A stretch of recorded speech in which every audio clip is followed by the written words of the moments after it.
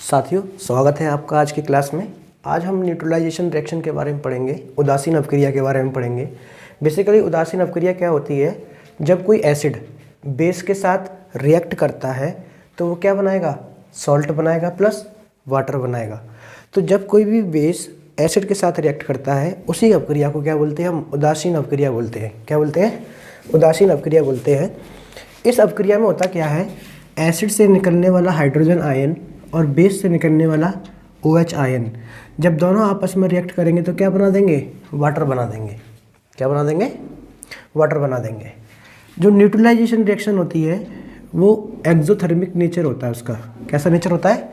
Exothermic nature होता है। ऊष्माक्षेपी बोलते हैं एक्सोथर्मिक को। ठीक है, मतलब जब कोई एसिड और बेस आपस में रिएक्ट करते हैं तो कुछ ऊर्जा निकलती है। ठीक है, जैसे हाइड्रोक्लोरिक एसिड है, ये क्या है? स्ट्रॉन्ग एसिड है, और सोडियम हाइड्रोक्साइड है, ये स्ट्रॉन्ग बेस है।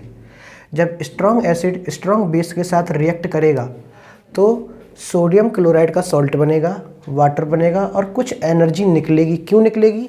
क्योंकि न्यूट्रलाइजेशन रिएक्शन का नेचर कैसा है? एक्सोथर्मिक नेचर है। अगर आपके पेपर में पूछा जाता है कि write down the exothermic reaction, तो आप कैसे लिखोगे?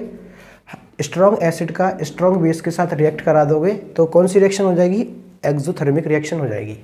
ठीक है, जैसे ही HCl का रिएक्शन करवा दी किसके साथ? सोडियम हाइड्रोक्साइड के साथ, और ये बना दिया इसने सोडियम क्लोराइड NaCl और H2O वाटर बना दिया। ठीक है, अब हम बात करते हैं इसका यूज़ कहाँ पर है। न्यूट्रलाइजेशन रिएक्शन का बहुत ही ज़्यादा यूज़ है। जैसे सबसे पहले अगर हम बात करें, जैसे जैसे पीपल्स की एज बढ़ती जाती है तो उनके स्टमक के अंदर जो गैस्ट्रिक जूस निकलता है, HCl जो निकलता है, उसकी क्वांटिटी बढ़ती जाती है, जिससे कि शरीर में एसिडिटी बढ़ती जाती है, उबकाई सी आने लगती है। उस एसिडिटी को दूर करने के लिए हमें बेस चाहिए होता है। ठीक है, उस एसिडिटी को दूर करने के लिए बेसिकली न्यूट्रलाइजेशन रिएक्शन हमारी बॉडी के अंदर होनी चाहिए। अब बॉडी के अंदर बेस तो मिलता नहीं है, तो बेस के लिए हमें टैबलेट्स लेनी पड़ती हैं बाहर से। ठीक है, तो old age people suffer from acidity because of increase HCl in stomach. इसके लिए क्या करेंगे? एसिडिटी को न्यूट्रलाइज करने के लिए या तो सोडियम हाइड्रोक्साइड या मैग्नीशियम हाइड्रोक्साइड, या तो सोडियम हाइड्रोक्साइड को बेकिंग सोडा बोलते हैं और मैग्नीशियम हाइड्रोक्साइड को मिल्क ऑफ मैग्नीशिया बोलते हैं। तो ये दोनों वेरी वेरी मोस्ट इंपॉर्टेंट हैं, एसिडिटी को दूर करने के लिए यूज़ किए जाते हैं। ठीक है, ऐसे ही स्टिंग्स ऑफ बीज एंड आंट्स, जो मधुमक्खी होती है उनकी डंक में या चींटी जब काट लेती है तो उसमें क्या होता है? फॉर्मिक एसिड होता है। अब वो फॉर्मिक एसिड कोरोसिव नेचर का होता है, सरफेस को ख़राब करता है और पॉइजनस होता है। जैसे कि किसी को मधुमक्खी काट जाए तो सूज जाएगा। ठीक है, तो उसके इफ़ेक्ट को न्यूट्रलाइज करने के लिए क्या करते हैं हम? सोप, जो साबुन होता है, साबुन को रगड़ते हैं। जहाँ पर क्या कहते हैं, उसने डंक मारा है वहाँ उस एरिया में क्या है? रगड़ेंगे। इससे क्या होगा? साबुन में, सोप में क्या होता है? NaOH होता है। तो सोप में NaOH की अवेलेबिलिटी होने के साथ, क्योंकि NaOH क्या है? स्ट्रॉन्ग बेस है। स्ट्रॉन्ग बेस की अवेलेबिलिटी होने के साथ में इस फॉर्मिक एसिड के इफ़ेक्ट को वो क्या कर देगा? कम कर देगा। ठीक, तीसरा यूज़ जो होता है वो होता है फार्मर, जो किसान लोग होते हैं वो यूज़ करते हैं। अगर सॉइल की एसिडिटी बढ़ जाए, सॉइल के अंदर एसिडिटी बढ़ जाए, जैसे कि एसिडिटी बढ़ेगी कैसे? ज़्यादा फर्टिलाइजेशन का यूज़ करने लग जाए, फर्टिलाइज़र का यूज़ हो जाए ज़्यादा, ठीक है, यूरिया का ज़्यादा यूज़ हो जाए, ठीक है, तो उससे क्या होगा? सॉइल की एसिडिटी बढ़ जाएगी। क्या बढ़ जाएगी? सॉइल की एसिडिटी बढ़ जाएगी। अब सॉइल की एसिडिटी जो बढ़ चुकी है उसको कम भी करना होगा। ठीक है, तो उसके लिए हम क्या करते हैं? स्लैग्ड लाइम का यूज़ करते हैं। किसका यूज़ करते हैं? स्लैग्ड लाइम का। इसे कैल्शियम हाइड्रोक्साइड बोलते हैं। क्या बोलते हैं? Calcium hydroxide. ठीक है, तो किसान क्या करते हैं? जो सॉइल में एसिडिटी बढ़ी है उस एसिडिटी को न्यूट्रलाइज करने के लिए, कम करने के लिए कैल्शियम हाइड्रोक्साइड खेतों में मिला देते हैं, जिससे कि खेत की जो एसिडिटी है वो कम हो जाती है। ठीक है, तो ये न्यूट्रलाइजेशन रिएक्शन है, वेरी वेरी मोस्ट इंपॉर्टेंट है। इससे क्वेश्चन पूछे जाते हैं कि what do you mean by neutralisation reaction. Neutralisation reaction होती क्या है? न्यूट्रलाइजेशन रिएक्शन एक तरीके से वैसी रिएक्शन है जब एसिड और बेस आपस में रिएक्ट करते हैं। कैसा नेचर होता है? एक्सोथर्मिक नेचर होता है। ठीक है, ऊष्माक्षेपी नेचर होता है। इसमें ऊष्माक्षेपी का मतलब क्या है? इसमें जब भी एसिड और बेस रिएक्ट करेंगे तो हीट निकलेगी। अब ये डिपेंड करता नहीं है कि स्ट्रॉन्ग एसिड स्ट्रॉन्ग बेस ही करें, किसी भी तरीके का एसिड किसी भी तरीके के बेस के साथ रिएक्ट करेगा तो एनर्जी सेम अमाउंट में ही निकालेगा, इतनी ही एनर्जी को वो निकालेगा। 57.1 किलोजूल एनर्जी को ही निकालेगा। ये इसके यूजेस है। कौन कौन सी यूजेस हैं? जब ओल्ड एज में पीपल होता है तो उसके अंदर एसिडिटी बनती है, तो उस एसिडिटी को दूर करने के लिए किसका यूज़ करते हैं? सोडियम हाइड्रोक्साइड, बेकिंग सोडा, या फिर milk of magnesium, magnesium hydroxide का। अगर स्टिंग ऑफ बीज और आंट खा जाए, जैसे कि मधुमक्खी का डंक लग जाए, तो उसके लिए हम क्या करेंगे? सोप को जहाँ पर डंक लगा है उसे रगड़ेंगे। क्यों? सोप में क्या होता है? NaOH होता है, बेकिंग सोडा होता है, जिससे क्या होगा? उस डंक का इफेक्ट कम हो जाएगा। ठीक है। फार्मर क्या करते हैं? सॉइल की फर्टिलिटी को, एसिडिटी को कम करने के लिए कैल्शियम हाइड्रोक्साइड स्लैग्ड लाइम मिला देते हैं। आई होप ये समझ में आया होगा आपको। अब हम बात करते हैं पीएच स्केल की। ठीक है। तो जो डिफरेंट एसिड और बेस होते हैं उन्हें डिफरेंट पीएच वैल्यू पर डिफाइन करते हैं कि जिसकी जितनी पीएच वैल्यू होगी उसमें वो एसिड है या बेस है, उसके बेसिस पर हम बात करेंगे। तो पीएच स्केल की डिस्कवरी जो की थी सोरेनसन ने की थी। किसने की थी? सोरेनसन ने पीएच स्केल की डिस्कवरी की थी। इसमें पी का मतलब होता है, पी एक जर्मन वर्ड है जिसे प्रोटेंज बोलते हैं। क्या बोलते हैं? प्रोटेंज। प्रोटेंज का हिंदी में मीनिंग होता है पावर। क्या होता है? पावर। तो इसको पीएच स्केल को बोलते हैं पावर ऑफ हाइड्रोजन। क्या बोलते हैं? पावर ऑफ हाइड्रोजन बोलते हैं। डिस्कवरी किसने की थी? सोरेनसन ने की थी इन 1909 में। ठीक है। ये एक स्केल है जिस पे 0 से लेके 14 तक नंबर होते हैं। ठीक है। पीएच स्केल एक स्केल है जिसमें 0 से लेके 14 तक क्या होते हैं? नंबर होते हैं। और 7 नंबर जो होता है वो न्यूट्रल सॉल्यूशन को दिखाता है, उदासीन सॉल्यूशन को। वो ना तो एसिड है ना बेस है, उसमें ना कोई भी इलेक्ट्रिक एक्टिविटी नहीं हो सकती है, उसमें इलेक्ट्रिसिटी फ्लो नहीं हो सकती है। ठीक है। तो 7 पे क्या होता है? न्यूट्रल होता है। जब 7 से नीचे की ओर चलते हैं, 7 से नीचे की ओर, 6 की ओर, 5 की, 6, 5, 4, 3, 2, 1, 0, तो जो सॉल्यूशन होता है उसके अंदर अम्लीयता बढ़ती जाती है। एसिडिक नेचर क्या होता है? बढ़ता जाता है, इंक्रीज करता जाता है। ठीक है। या ये कहें कि जैसे ही 7 से नीचे की तरफ आते हैं तो उसके अंदर, सॉल्यूशन के अंदर हाइड्रोजन आयन की कंसंट्रेशन क्या होती है? बढ़ती जाती है। हाइड्रोजन आयन की सांद्रता क्या होती है? बढ़ती जाती है। और जैसे ही अगर हम 7 से ऊपर जाएंगे तो उसमें हाइड्रोजन आयन की सांद्रता कम होती जाएगी। इसका मतलब क्या है? जब हाइड्रोजन आयन की सांद्रता कम होगी तो OH आयन की सांद्रता बढ़ जाएगी। तो उसे हम क्या बोलते हैं? बेसिक नेचर इंक्रीज हो रहा है। बेसिक नेचर क्या हो रहा है? इंक्रीज हो रहा है। जैसा कि यहाँ देखेंगे, जैसे ही हम 14 से पीछे की तरफ आएंगे तो जो हाइड्रोजन आयन का गैप है, ये देखो, ये हाइड्रोजन आयन है, ये हाइड्रोजन आयन बढ़ते जाएंगे।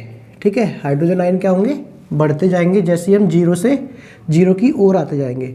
लेकिन 0 से जैसे ही 14 की तरफ जाते हैं तो OH आयन की सांद्रता बढ़ती है। ठीक है। OH आयन की सांद्रता बढ़ने से हमें ये मालूम पड़ता है कि जो विलयन है हमारे पास, जो सॉल्यूशन है वो कैसा है? क्षारीय है, बेसिक नेचर का है। लेकिन 7 से कम है तो एसिडिक नेचर का है। ठीक है। अब यहाँ पे एक चीज़ समझने वाली बात है कि क्वेश्चन ये पूछा जाता है कि जितने भी एसिड होते हैं वो पीएच स्केल में कहाँ से कहाँ तक वेरी करते हैं। तो 0 से शुरू होते हैं और 6.9 तक जाते हैं। 0 से शुरू होते हैं और 6.9 तक जाएंगे, उन्हीं को हम एसिड बोलेंगे। 7 को एसिड नहीं बोलेंगे। 7 क्या है? 7 तो न्यूट्रल सॉल्यूशन है। ठीक है। 0 से लेके 6.9 तक एसिड रहते हैं। अगर मैं बेस की बात करूं, किसकी बात करूं? बेस की, क्षार की बात करूं, तो 7.1 से लेके 14 तक क्या होते हैं? बेस होते हैं। 7.1 से 14 तक बेस होंगे, क्षार होंगे। ठीक है। अब देखिए क्या कहते हैं, इस 0 से लेके 6.9 तक स्ट्रॉन्ग एसिड भी आता है। स्ट्रॉन्ग एसिड क्या होता है? ऐसे एसिड जिनका पीएच वैल्यू 0 से लेके 3 तक हो। कहाँ तक हो? 0 से लेके 3 तक हो, उनको क्या बोलते हैं? स्ट्रॉन्ग एसिड बोलते हैं। और वीक एसिड किसे बोलते हैं? ऐसे एसिड जिनका पीएच वैल्यू 3.1 से लेके 6 पॉइंट समथिंग तक हो, 7 से कम हो।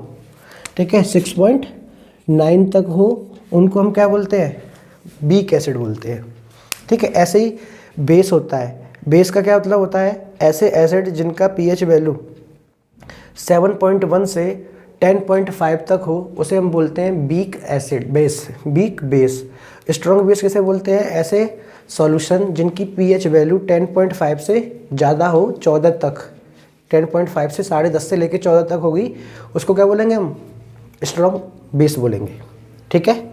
अब देखिए कुछ फैक्टर है। PH scale P for potent, potent का मतलब पावर, पावर ऑफ हाइड्रोजन। जो रेन वाटर होता है, जो बारिश का पानी होता है, वो क्या होता है, न्यूट्रल सॉल्यूशन होता है, उदासीन सॉल्यूशन होता है, ठीक है। उसकी pH वैल्यू कितनी होती है, 0 होती है। लेकिन अगर रेन वाटर की pH वैल्यू 5.5 से कम हो जाए, क्या हो जाए, कम हो जाए, ये क्वेश्चन पूछा जाता है।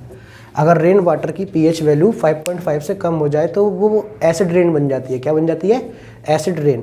अब एसिड रेन में दिक्कत क्या आती है, एसिड रेन का कारण है ये ऑक्साइड, सल्फर ऑक्साइड और नाइट्रस ऑक्साइड, ठीक है, सल्फर ऑक्साइड और नाइट्रस ऑक्साइड। ये ऑक्साइड जब एटमॉस्फेयर में जाएंगे कैसे बनेंगे, जितने भी आपकी इंडस्ट्रीज़ हैं, जो वाहन चल रहे हैं, उनसे ये सारी चीज़ें निकलती हैं, सल्फर ऑक्साइड और नाइट्रस ऑक्साइड निकलेंगे और एटमॉस्फेयर में जाके, बादल में जाके ये क्या बना देंगे, सल्फर ऑक्साइड H2SO4 बना देगा और नाइट्रस ऑक्साइड बना देगा HNO3।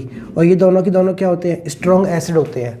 और स्ट्रॉन्ग एसिड होने की वजह से जो रेन की pH वैल्यू है वो 5.5 से लेस देन हो जाएगी। इसलिए रेन वाटर को स्टोन कैंसर बोलते हैं। एसिड रेन को क्या बोलते हैं, स्टोन कैंसर भी बोलते हैं। एसिड रेन को क्या बोलते हैं, स्टोन कैंसर, ठीक है। जो आपका ताजमहल है, ताजमहल का जो कलर चेंज हो रहा है, येलोइश कलर हो रहा है, वो किसकी वजह से हो रहा है, एसिड रेन की वजह से ही हो रहा है, ठीक है। अब कुछ और हमारे पास फैक्टर है जिनमें pH वैल्यू अलग अलग होती है। जैसे अगर हम नींबू की बात करें, लेमन की, तो उसमें क्या होता है, एसिड होता है, कितनी pH वैल्यू होती है, 2.2। सिरका की बात करें, विनेगर की, 2.4 pH वैल्यू होती है। एल्कोहल, शराब, शराब में कितनी वैल्यू होती है, 2.8 होती है pH वैल्यू। टमाटर की बात करें, टमाटर में कितना pH वैल्यू होता है, 4। बियर की बात करें, बियर का कितना होता है, 5। कॉफ़ी की बात करें, कॉफ़ी 5.5। कॉफ़ी में कैफ़ीन पाया जाता है, कैफ़ीन क्या करता है, हमें नींद नहीं आने देता है। यूरिन, यूरिन की pH वैल्यू कितनी होती है, 5.5 से लेकर 7.5 तक। मिल्क, दूध पीते हैं, दूध में कौन सा एसिड होता है, लैक्टिक एसिड होता है, इसकी pH वैल्यू कितनी होती है, 6.3। सलाइवा, जो लार निकलता है, सैलिवरी ग्लैंड से सलाइवा से क्या निकलता है, सैलिवरी ग्लैंड से सलाइवा निकलता है, सलाइवा की pH वैल्यू कितनी होती है, 6.5 से लेकर 7.5। क्यों होती है, क्योंकि इसके अंदर एंजाइम होते हैं, कौन कौन से, टाउलिन, डाइस्टेज, म्यूलिन और तुम्हारा लाइसोसोम, ये 4 एंजाइम निकलते हैं, जिसकी वजह से इनकी pH वैल्यू कितनी हो जाती है, 6.5 से लेकर 7.5 तक। ब्लड की pH वैल्यू क्या होती है, 7.4। तो ब्लड हल्का क्या होता है, बेसिक नेचर होता है। अगर हम बेकिंग सोडा की बात करें, NaOH की, इसकी pH वैल्यू कितनी होती है, 14 होती है। अगर हम HCl की बात करें तो HCl की pH वैल्यू कितनी होती है, 0 होती है। HCl की pH वैल्यू कितनी होती है, 0 होती है, ठीक है।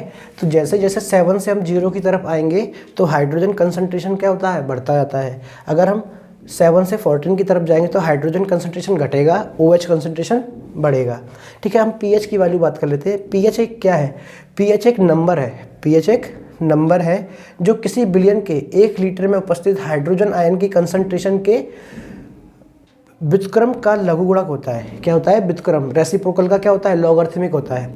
pH value is the value of A solution in which hydrogen concentration is available in 1 liter solution is reciprocal to the logarithmic of hydrogen concentration।